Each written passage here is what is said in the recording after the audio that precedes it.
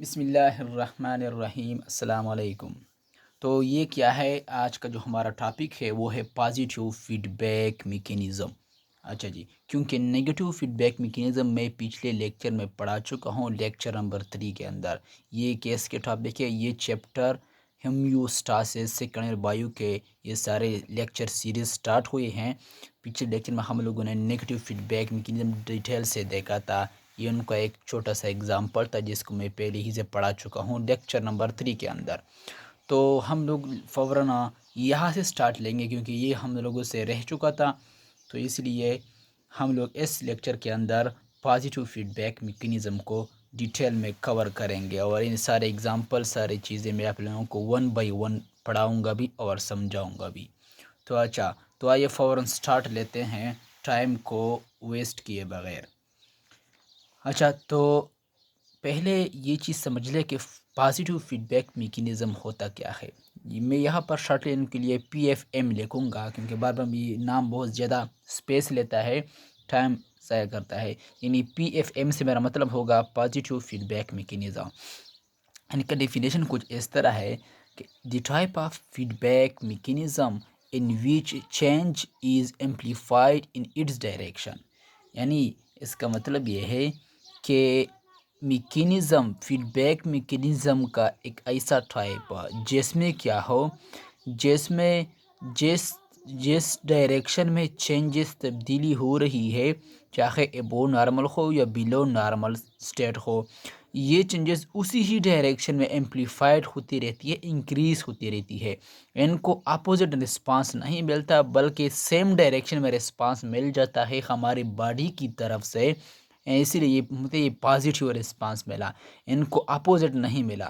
یعنی اس کا مینز دیٹ، اس کا کیا مطلب ہے، means direction of change and direction of response is in same direction. اس کا مطلب یہ کہ جو ڈائریکشن آف چینج ہے، چینج کا جو ڈائریکشن ہے اور ڈائریکشن آف رسپانس جو ہوتا ہے وہ سیم ایک ہی طرف میں ہوتے ہیں، ایک ہی سمت میں، ایک ہی ڈائریکشن میں ہوتے ہیں۔ فار ایگزامپل یہ سیٹ پوائنٹ تھا، سیٹ پوائنٹ سے ہمیشہ میرا مراد ہوتا ہے نارمل سٹیٹ آف باڈی، یہ ہوتا ہے۔ تو جب مجھے چینج ابو نارمل ملا، یعنی نارمل سٹیٹ سے، نارمل حالت سے ہمارے باڈی میں کوئی تبدیلی آئی، ان سے کچھ ابو بڑھ کر کچھ تبدیلی آئی، یعنی چیتا چینج ابو نارمل، یہ بلیو کلر والا، تو باڈی اس کو کنٹرول کرنے کے لیے جو رسپانس دیا وہ پازیٹیو دیا۔ پازیٹیو کا مطلب یہ ان کو مزید کیا ایمپلیفائی کیا، مزید ان کو کیا این کو انکریز کیا۔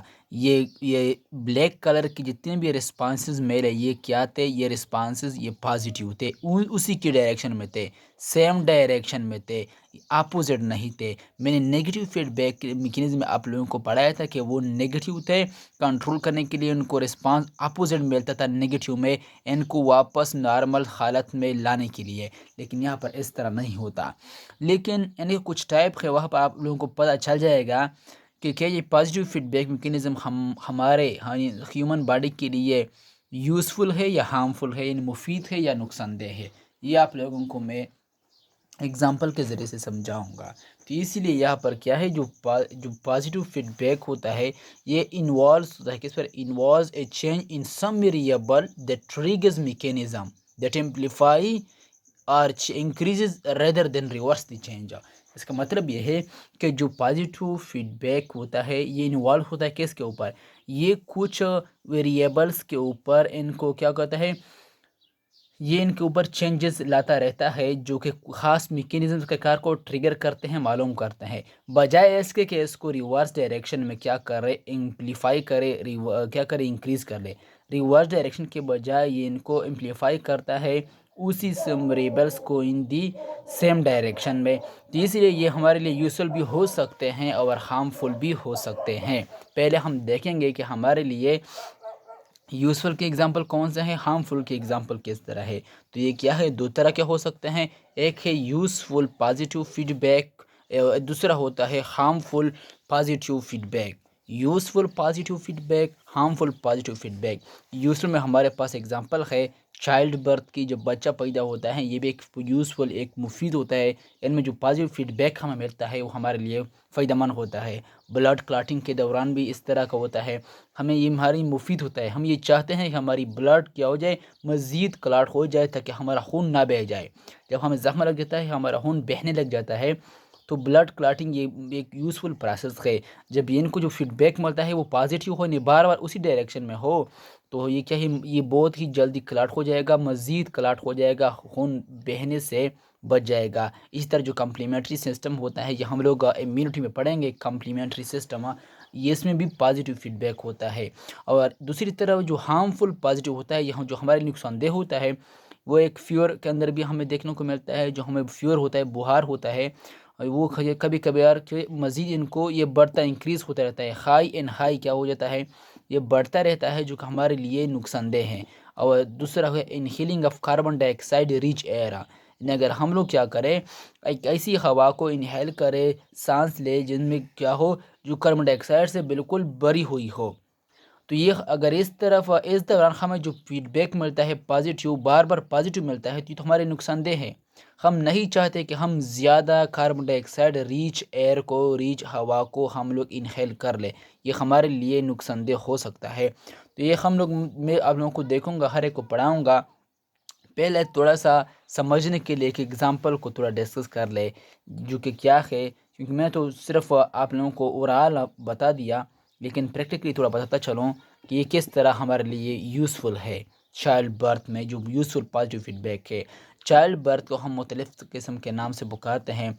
चाइल्ड बर्थ भी कहते हैं, ऑक्सीटोसिस भी कहते हैं, लेबर भी कहते हैं, और पार्चुरेशन भी कहते हैं। पार्चुरेशन, लेबर, ऑक्सीटोसिस, चाइल्ड बर्थ, ये सारे के सारे एक ही मतलब है, यानी बच्चे का पैदा होना। तो इस दौरान क्या होता है, फॉर एग्जांपल ये क्या है, ये क्या है, ये यूट्रस है, ये यूट्रस है, बच्चादानी है। इनके 3 लेयर होते हैं। ये ब्लैक कलर का जो ऊपर है, इसको हम लोग कहते हैं पेरीमेट्रियम। इनके अंदर मैंने यहाँ पर रीड कलर से शो किया हुआ है, रीड कलर से, ये है मायोमेट्रियम। ये भी क्या है, एक लेयर है। और जो लास्ट होता है ये अंदर इंटरनल की तरफ, ये होता है इंडोमेट्रियम।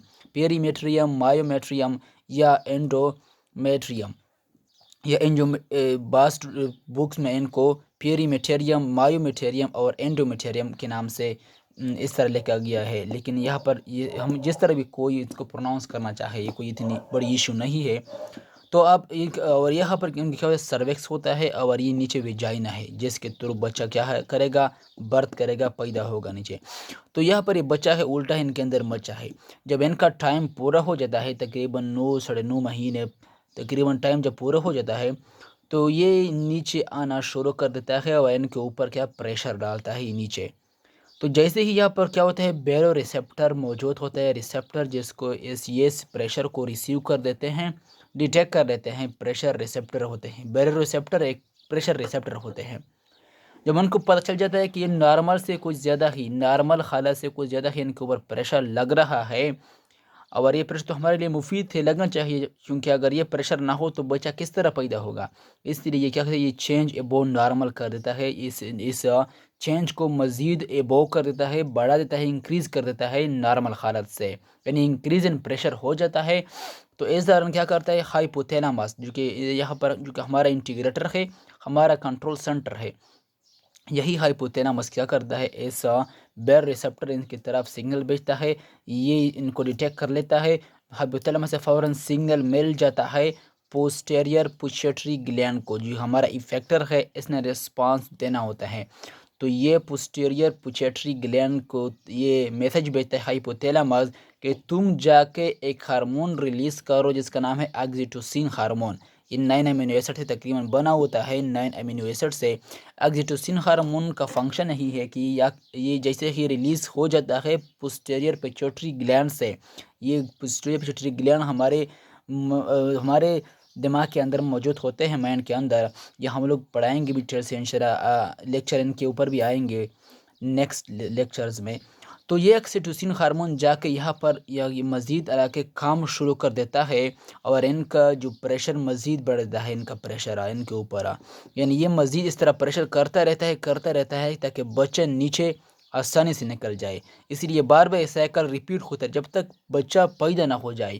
یہ پازیٹیو فیڈ بیک ان کو ملتا رہتا ہے، اس لیے ہمارے لیے مفید بھی ہے، کیونکہ اگر یہ پازیٹیو فیڈ بیک نہ ملتا تو بچے کو یہ پوش جو پریشر ہے یہ نہیں ملتا نیچے نیچے لانے کے لیے. تو آخر کار ایکسیٹوسن ہارمون یہ بار بار ریپیٹیشن کے ذریعے سے یہ سائیکل یہ آخر کار یہ بچہ کیا ہو جاتا ہے، یہ پازیٹیو فیڈ بیک کی وجہ سے یہ نیچے ان کو پریشر ملتا رہتا ہے، یہ نیچے کیا ہو جاتا ہے، برتھ ان کی پیدائش ہو جاتی ہے، نیچے بچہ پیدا ہو جاتا ہے وہی جائنا کے ذریعے سے نیچے. تو یہ تھا ہمارے لیے ایک پازیٹیو فیڈ بیک تھا، کیونکہ یہ ہمارے لیے بہت ہی فائدہ مند ہے. اگر یہ نہ ہو جاتا تو بچہ کس طرح پیدا ہو جاتا، ان کے مزید ان کا جو پریشر ان کا درد ہے مزید بڑھا دیتا ہے تاکہ کیا ہو جائے یہ نیچے سے پیدا ہو جائے. تو ہم نیکسٹ فوراً آگے بڑھتے ہیں کہ آگے کیا ہے. اچھا، تو وہ تو تھا harm positive feedback mechanism. اب تھوڑا سمجھتے ہیں کہ ہارمفل پازیٹیو فیڈ بیک کس طرح ہوتا ہے، یعنی ایسا پازیٹیو فیڈ بیک جو ہمارے لیے نقصان دہ ہو.